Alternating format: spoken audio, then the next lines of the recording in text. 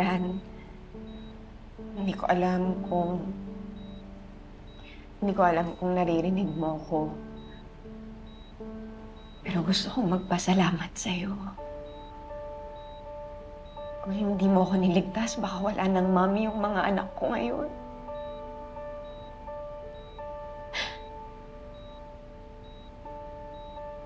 Hindi ko makakalimutan yung ginawa mo para sa amin.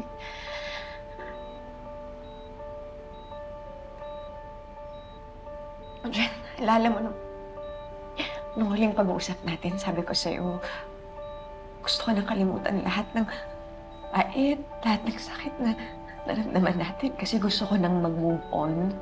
Mapapakawalan na natin lahat ng pait at sakit na naranasan natin.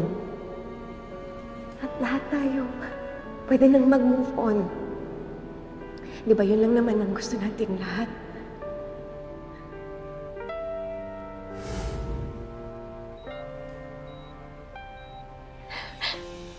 Yun na lang totoo kasi yan. Hindi pa ako nakaka-move on din. Patawad kasi naging mahina ako noon. Alam kong komplikado na ang sitwasyon natin ngayon, babe.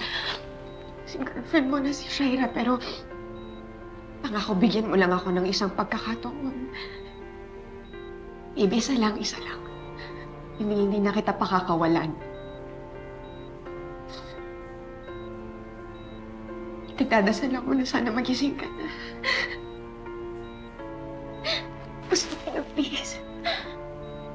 Kailangan natin mag-ayos. Babe, kailangan kita.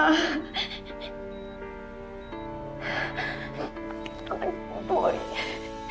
Kailangan ka namin. Please, huwag ka na. Kailangan natin